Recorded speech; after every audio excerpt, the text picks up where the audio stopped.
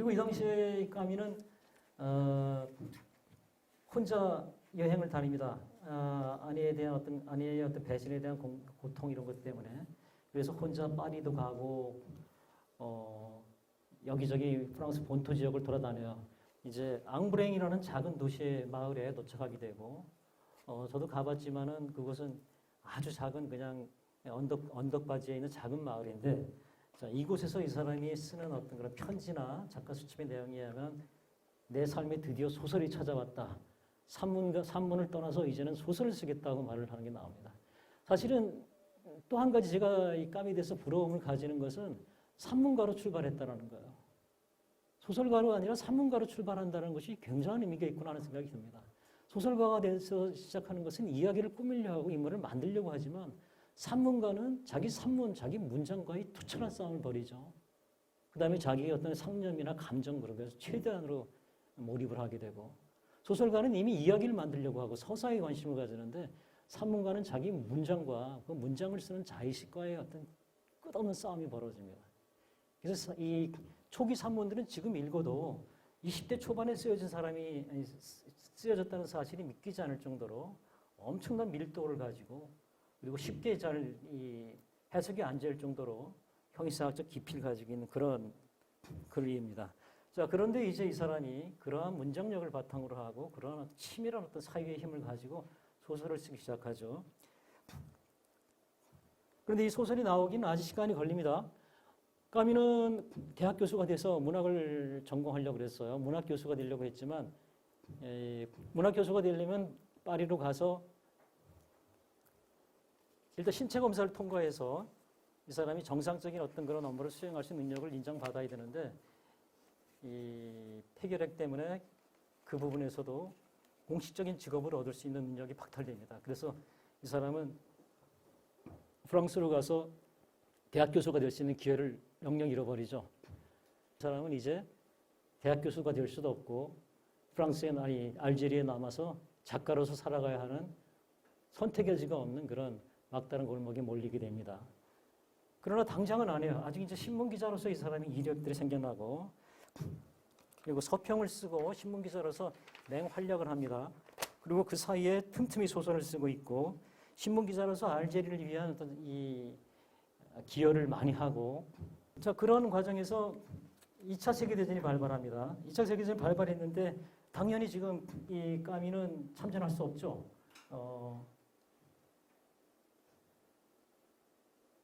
작가 수첩에 나와 있어요.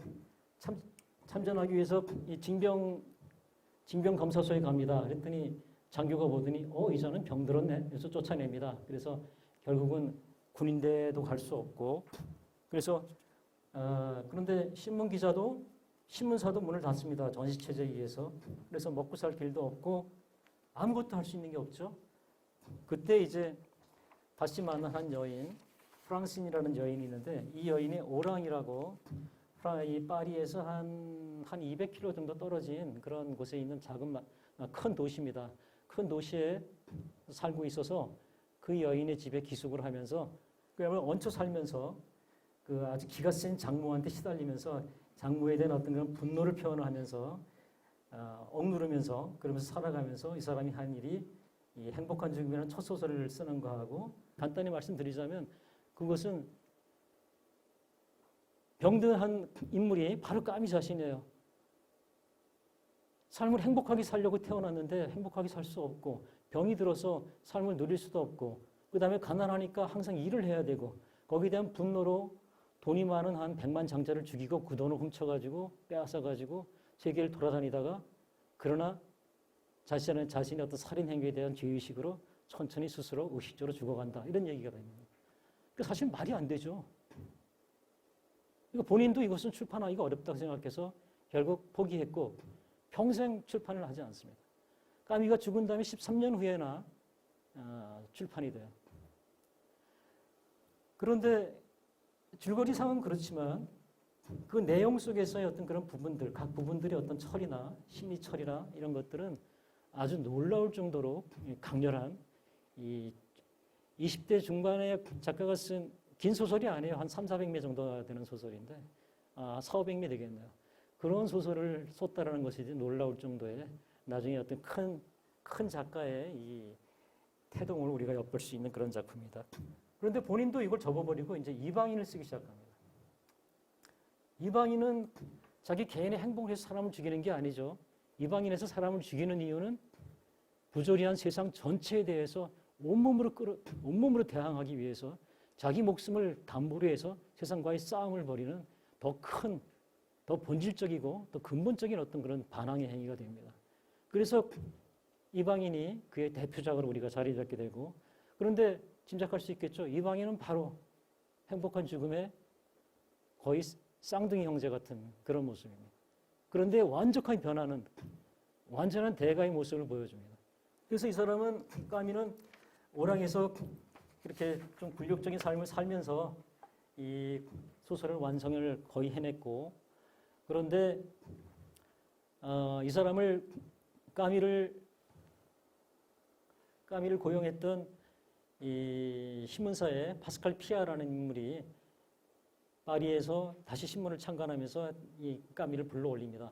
그래서 까미가 파리에 가서 머물고, 거기서 거기다 쓴 이방인 원고를 탈고하고, 그리고 그런데 이제 2차 세계대전 와중이었으니까 결국 프랑스의 전선이 뚫리고 독일이 파리를 점령하면서 신문사인 전체가 남쪽으로 도망쳐 내려오고, 까미도 거기에 소속해서 다시 내려오고, 그 와중에 이방인 원고를 잃어버릴 뻔하고 하는 그런 우여곡절이 있습니다. 그리고 리옹에 와서 자리 잡고 프랑스인을 불러서 거기서 구리 반지를 교환하면서 결혼식을 올리고, 그런데 감원 조치를 당해요. 그래서 직장을 잃고 다시 오랑으로 돌아옵니다. 다시 오랑으로 쫓겨내려와서 이 사람이 느꼈을 그 참담한 심정을 우리가 이해할 수 있겠죠. 그러나 그동안 까미의 원고 이방인은 육지를 계속 돌아다닙니다. 어찌되었든 몇몇 중요한 작가들의 손에 들어가서 이방인은 거의 폭발적인 그런 열광적인 반응을 일으키고, 그래서 이것이 바로 갈리마르 출판사로 넘어가서 출간이 되고, 출간되자마자 사르트르의 극찬이 따르고 일약 가장 중요한 프랑스 작가로 군림하게 됩니다. 그래서 이 사람은 이제 오랑을 떠납니다. 다시 본토로 들어가요. 본토로 들어가는데 이제는 예전처럼 그렇게 가난하고 무명의 작가가 아니에요. 이제는 인세도 굉장히 챙겼고, 그 다음에 누구나 달리 괄목상대하게 바라보고 있는 신의 작가입니다. 그런데 파리로 가기에는 여전히 상황이 너무 안 좋죠. 이 독일 점령 지역이니까. 근데 오랑에 있고 싶지는 않아요. 그 사람이 선택한 것은 중부지방에 있는 르 파늘리에라는 작은 마을, 거기서 유양을 하면서, 그러나 파리가 멀지 않습니다. 거기서 이제 세계를 주시하겠다는 생각을 하죠. 아내와 같이 갔는데 아내는 이제 돌아갑니다. 새 학기가 되어서. 그런데 프랑스 전역이 다시 독일의 손에 들어가면서 르 파늘리에는 완전히 고립돼 버리고 말아요. 그래서 이 까미 자신은 이제 도관에 든 쥐새끼 꼴이다라고까지 하면서 고통을 받습니다. 그러나 이때 이 사람이 생각하는 것은 이러한 전시 체제에서 사람들이 겪는 고통, 가족들과 떨어져서 지내하는 그러한 범국민적인 어떤 그런 고통들, 이런 생각을 하면서 드디어 이제 페스트라는 소설을 쓸 생각을 하게 됩니다. 그 페스트는 세 가지 의미를 가지게 돼 있어요. 페스트에 걸려서 만약 격리가 되어버리면 가족들하고 떨어지게 되겠죠. 그러한 격리 상태에 대한 의미가 먼저 페스트를 쓰게 합니다. 그런가 하면 페스트는 인간들에 대한 징벌의 의미가 있죠. 인간들이 저지르고 있는, 인간들이 자기가 얼마나 삶을 사랑하고 행복해야 하는지도 모르면서 남을 죽이는 것으로 시간을 낭비하는지 모르는 것에 대한 이 강력한 응징의 모습이 나타나고, 그러나 소설이 써여가는 과정에서 독일이 벌이고 있는 이 행태가 점점 극악해지면서 페스트가 모습을 바꿉니다. 페스트는 절대 악의 모습으로 바뀌어요. 인간이 온 힘으로 싸워서 패퇴시켜야 하는 그러한 대상으로서 독일을 상징하는 그런 절대 악의 이 모습으로 변하면서 페스트의 소설이 진행이 되고 있습니다. 자, 간단하게 말씀드리겠습니다. 그 후의 상황. 이런 상황에서 다시 이제 파리로 르파늘리에서 나와서 리옹하고 가까워요. 리옹하고 가까우기 때문에 거기 나와서 사람들하고 만나면서 이제 드디어 레지스탕스를 시작하게 되고, 레지스탕스가 되어서 이 사람이 가짜 신문을 와서 스파이 노릇도 하고, 그리고 이 시절에 이 파리에서 사르트를 만나고, 그래서 두 사람 사이에 상당히 깊은 우정이 생겨나고 그럽니다. 그리고 이 당시에 생겨난 이 프랑스 지하 신문, 꽁바라는 그런 그러니까 이 지하 신문이라는 게 있죠. 레지스탕스 사이에서만 이게 통용되는 그런 반독 저항 신문이 이 꽁바라는 건데, 꽁바라는 말은 컴뱃이라는 말하고 같은 말이에요. 그래서 전투, 투쟁이라는 뜻으로 우리는 보통 투쟁이라고 번역을 하는데, 이 꽁바라는 곳에서 중요한 역할을 하고 나중에 편집장까지 하게 되고 하게 됩니다.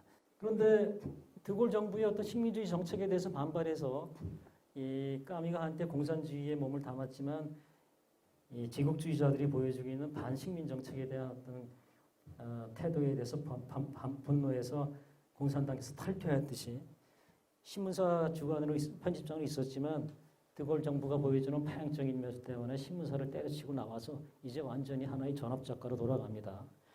그리고 이 당시에 이제 페스트가 출간이 돼요. 이 책은 전무후무한 그 당시에 성공을 거둡니다. 그래서 초판에 뭐 한 거의 6, 7만 부가 팔려나가는 그런 기록적인 그런 모습을 보이고 사람들이 이 작품에 대해서 엄청나게 열광을 합니다.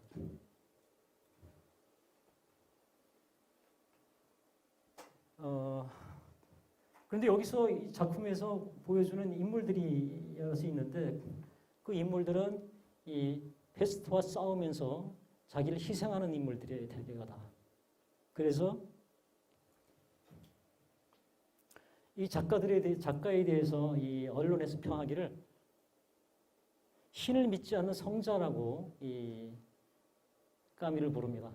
굉장한 어떤 과도한 칭찬이죠. 한 작가에게 신이 없는 성자라고 부릅니다.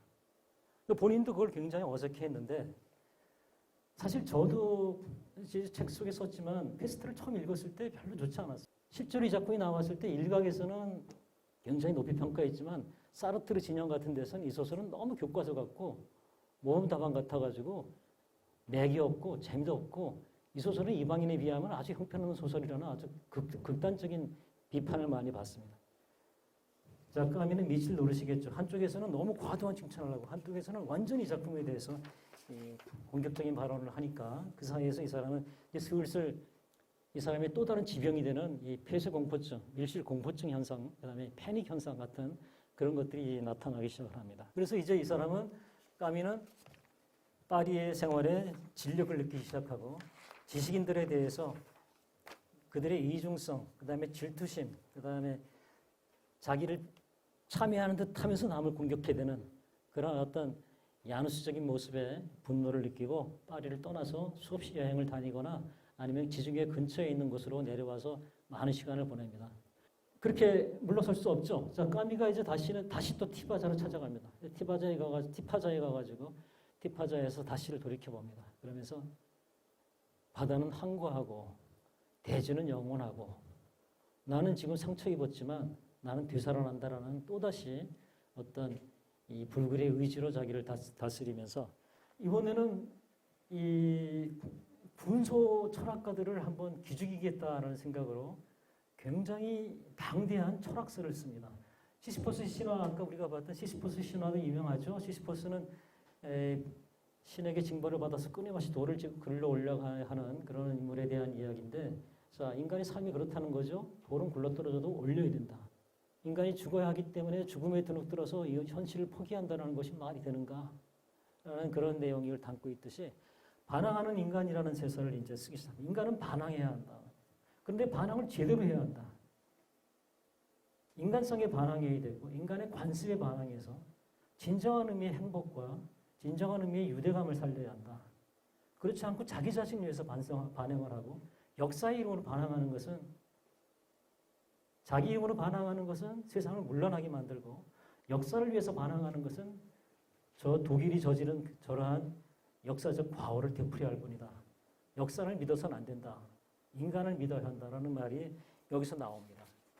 자, 여기서부터 이제 사르트르하고 금이 가기 시작해요. 사르트르는 혁명을 굉장히 중요하게 여깁니다. 그래서 이제는 사르트르보다 까미가 옳았다는 것이 다 정평이 나 있어요. 왜냐하면 까미는 지금 무엇보다도 소련 치하에서 이 스탈린 치하에서 벌어지고 있는 그 강제 노동 수용소나 이런 것에 대해 강력하게 비판을 합니다. 그런데 사르트르는 끝까지 거기에 대해서 신경을 안 써요.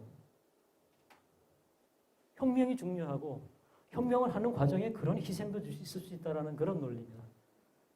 그런데 사르트르는 그때 엄청난 영향력을 가지고 있었어요. 까미는 그야말로 혼자 떠돌아다니는 떠돌이 검객에 불과했지만 이 사르트르는 거대한 성의 성주였어요.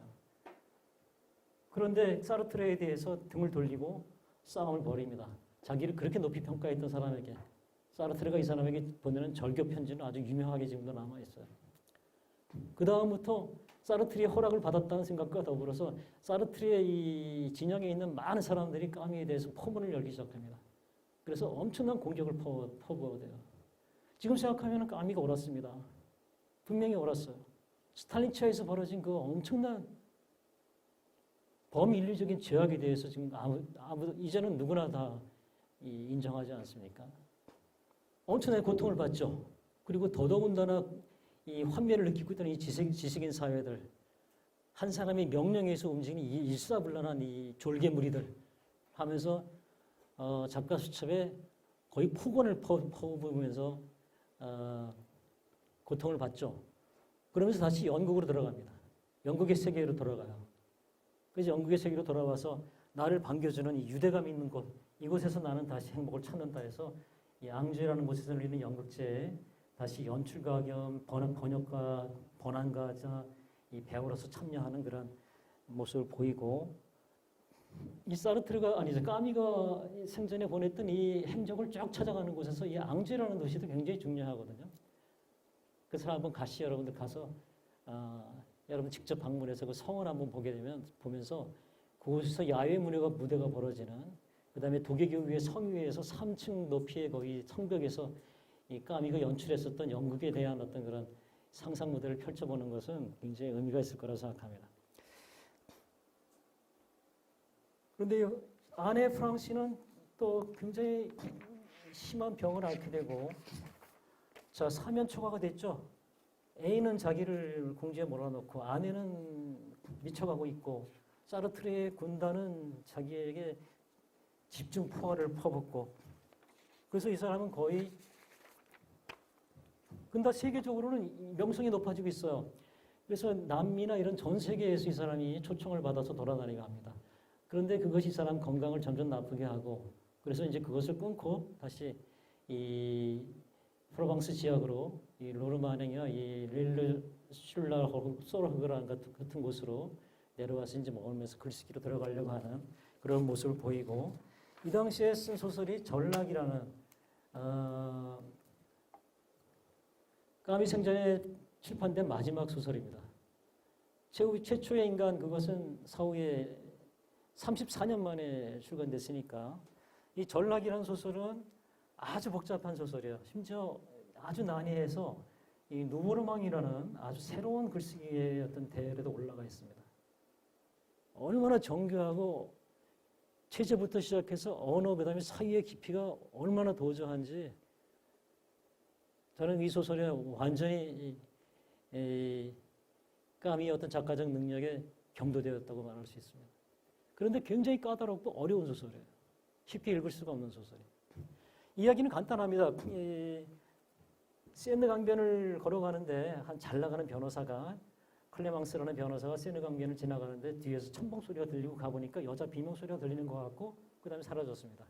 한 여자가 뛰어들었는데 차갑고 그러니까 추우니까 자기가 뛰어들 생각을 못 하는데 그 다음부터 그 여자의 비명 소리가 계속 들려오는 겁니다. 그래서 끝없이 자기가 왜 그때 뛰어들지 못했을까, 그러지 못한 이유가 뭘까에 대해 생각을 하면서 죄책감을 생각을 하고 주변을 돌아보니까 자기가 사실은 아주 잘 나가고 잘 살고 있다고 생각했지만 그러나 모든 위선과 기만을 가지고 살고 있고 그러나 저러한 작은 비명소리 하나에 여지없이 무너질 정도로 처참한 상태이고 한 것에 대한 생각을 하면서 파리를 떠나고 암스테르담에 들어가서 거기서 이 깡패들하고 어울리고 살면서 인생을 스스로 탕진해버리면서 그러면서도 끝까지 자기 의식의 끝을 파고들어서 자신의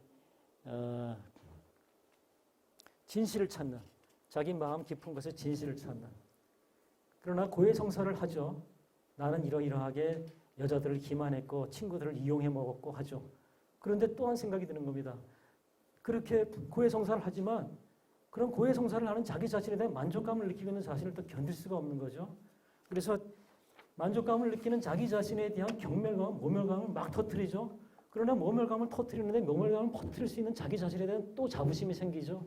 그 꼬리에 꼬리를 몰고 들어가는 나선형의 자의식의 지옥 속으로 빠져들어가는 과정이 쫙 보여집니다. 그래서 이 소설은 많은 비평가들에 의해서 거의 사르트르 진영만 빼고 대부분의 비평가들에 의해서 아직까지 까미는 예술가는 아니었다. 이 사람은 하나의 성자였고 철학자였는데 전락을 통해서 이 사람은 완전히 예술가로 귀환했다라고 말을 합니다. 까미가 예술가임을 증명한 소설이다라고 말을 합니다. 물론 나중에 최초의 인간은 그보다 더 한 발 더 나아갑니다. 자, 이 무렵에 이 사람이 노벨문학상을 타요. 노벨문학상을 타서 한쪽에서는 축제 분위기지만 사르트 진영에서는 어떻게 써요? 말도 안 된다. 이런 작가가 노벨문학상을 타다니 아 맞아. 이제 이 작가는 그냥 끝났으니까 폐기 처분하기 위해서 상을 준다까지 신문지상에 막 얘기를 합니다. 그래서 이 사람은 상을 받았다는 것 때문에 어느 정도 자부심을 느끼지만 또한 자기를 공격하는 모든 사람들로 인해서 엄청난 고통을 받게 되고 그러므로써 다시 자기 분열 정의 상태로 빠져드는데 그래서 처음에 노벨문학상을 거부할 생각도 했죠. 그러나 자기같이 변방에서 살아남은 한 여린 작가가 큰 인정을 받는다면 또한 그러한 수많은 열악한 입장에 있는 작가들에게 힘을 주지 않겠는가. 물론 자기 변명일 수도 있겠지만 어쨌든 그러한 이 명분으로 상을 받는데 그 결과적으로 굉장한 고통을 받고 그러나 어쨌든 그것으로 자기 집을 사고 그러면서 다시금 자기를 살려내려고 노력을 하고 그래서 점차 다시 여행을 다니고 그러면서 자기 자신을 회복합니다. 그래서 사람들은 모르고 있었어요. 그 사람이 마지막 소설을 쓰고 있다는 사실을 전혀 모르고 있었습니다. 최초의 인간은 거의 한 책 한 1000매가량 분량의 장편 소설의 형체를 이 분량을 띠고 있어요. 아무도 몰랐어요. 그 사람이 최초의 인간이라는 소설을 쓰고 있었는지. 근데 까미가 회복되고 있다는 증거였습니다. 남들이 볼 때 까미는 굉장히 도피적이고 파리에 가지 않고 시골집에 혼자 붙어 있다고 생각했지만 그러나 그동안에 최초의 인간을 쓰고 있었고 그에게 또 최후의 애인이 생겼었고 그 애인과 더불어서 새로운 삶을 살려고 하고 프랑신과 이혼해서 새 삶을 꾸밀 생각을 했고 아주 희망찬 자기에게 주어진 이 최초의 인간에 대한 자신감이 넘쳐 흐르고 엄청난 이 사람이 큰 에너지 속에 들어있는 순간에 어느 날 파리로 올라가던 중에 갈리마르 출판사의 사장의 조카인 미셸이라는 사람의 아주 거대한 승용차, 그 승용차에 대한 그 기록들은 많이 있어요. 사진도 봤습니다.